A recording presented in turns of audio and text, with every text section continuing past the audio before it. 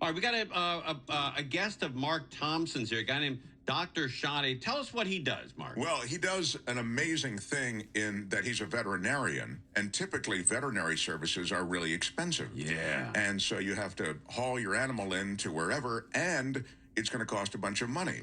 But Dr. Shadi created a service called VetTriage, which allows you to telemedicine with your ailing animal, and it's a way to get a veterinary visit without actually having to haul the animal in. So, but what he's done now, and the reason he's on is, I mean, that's an incredible service. I wasn't even aware of it until the fires. And now he has teamed with the Lucy Pet Foundation, and together they are offering that VetTriage service for free to people who are displaced by the fires, who many people have pets and animals that were either injured in the fire or perhaps ailing as a result of the trauma from the fire, any number of things. And it doesn't matter, but Dr. Shadi has offered this service for those pet owners to be in touch. And Dr. Shadi is with us. Doctor, we apologize for the long intro. We don't have any more time. Can you come back next week? Thanks for having me. I appreciate it. You got it, buddy. I think a lot of people, including yourself, have really stepped up for these animals who are hurting right now. Yes, we're trying to do our part with this. Our thoughts, our prayers go out to the folks affected, but obviously it's not enough. They need actionable items. And so our goal with the Lucy Pet Foundation and VetTriage is to get folks the veterinary help that they need, especially during this horrific time of a crisis. And how does it work? It's sort of like just like human beings do it, but you have to have the dog with you and you can show the dog on video? Correct. In fact, we actually will take care of any animal type, whether you have a dog, cat, fish, horse. We will take care of you. It's live video 24/7 with our experienced and compassionate veterinarians. Wow. It's a simple login, create an account, and you're on with the doctor. And where do people go if they have an animal that's hurting right now? Where on the internet can they find you? So currently with the Lucy Pet Foundation, we're asking folks to contact the Lucy Pet Foundation. Their email is info@lucypetfoundation.org, and they're actually subsidizing, giving out free sessions. And on the VetTriage side, once the client speaks to our veterinarians, we are going to help with that client, not just in the moment to help their pet with treatment, emergency referral, whatever they need, but also unlimited free follow-up visits until they can get their situation in order with these horrible fires. Okay, for people who don't have a pen on them, info@lucypetinfo.org? Yeah. It's info@lucypetfoundation.org. Okay. Info@lucypetfoundation.org. And how you spell Lucy? Lucy. Lucy. Okay.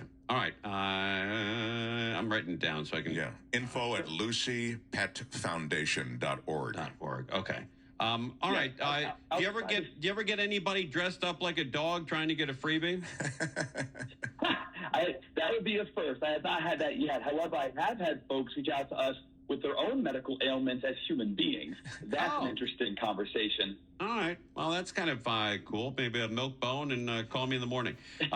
So how are we able to put this together? Are these vets donating their time?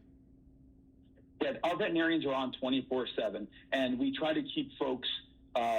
We want folks to meet with the veterinarian immediately. So the wait time is about 30 seconds to be online with a veterinarian on live video. I also want to stress, too, that we take care of English-speaking pet owners as well as Spanish-speaking pet owners for those who need that extra care.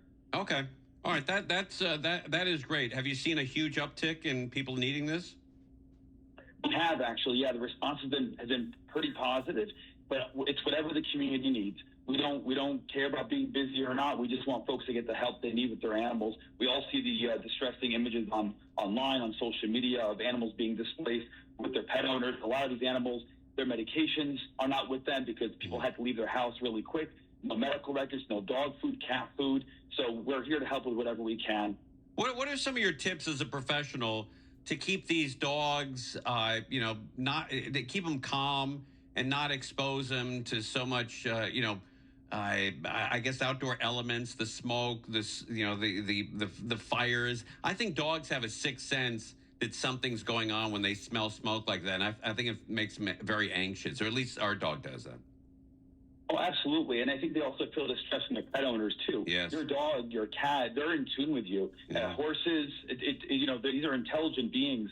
And so some of the tips and tricks that you can do to handle this, number one, obviously you want to minimize outdoors exposure with these pets. So just outside to pee and poop, and then back in the house again. If they are getting organic debris on them from the environment, from smoke, what have you, once you get them inside, clean them off. Make sure that their paw pads are covered with booties so that you can clean off their pads or at least protect them from any debris on the ground. These are all important factors. And then in regards to anxiety or stress, there's everything from pharmaceutical intervention, which we can help with, sedatives that we can prescribe, or there's over-the-counter products that with under our supervision, things like Benadryl, CBD products, what have you. We can use these things to help pets that are feeling the stress. So there's many different ways of doing it, and that doesn't even go into the home environment. You can change their home environment to make things, or where they're displaced, help things be more comfortable, more consistent for them, so that they don't feel so much anxiety with the changes that are going on around them. Okay.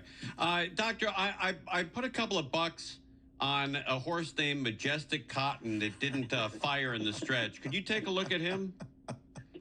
Absolutely not a problem. We're more than happy to. Thank you. But it is funny, Dr. Shadi and VetTriage, they do a lot of large animals like horses, don't you, Doctor? Mm-hmm.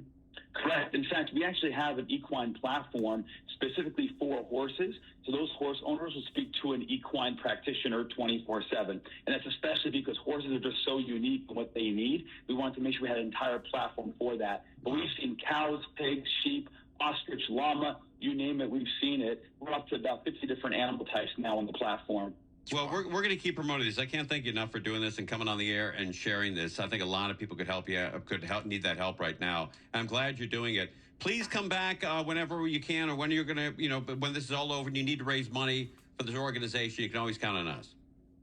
That is very kind of you. Thank you so much for the exposure, and whatever we can do to help, please feel free to contact us at vettriage.com or Lucy Pet Foundation at info@lucypetfoundation.org. Excellent. Appreciate it. Thank you, sir. I Good appreciate stuff, it. Doctor. Thank you, Doctor. Yeah. Thank you, That's folks. great, man. People with animals, they really have stepped up. And a lot of these, the horses particularly, I mean, it's tens of thousands of pets, but also these heartbreaking scenes of trying to wrangle the horses during a fire. So it's wild that they do so much, and they have dedicated equine physicians. That's in great. This whole thing. And it's info@lucypetfoundation.org to reach them, at Lucy Pet Foundation, and VetTriage is that service. That is fantastic. All right, I'm glad he came on. That was cool. Yeah, it was cool, huh? Yeah, that was a cool dude. You're listening to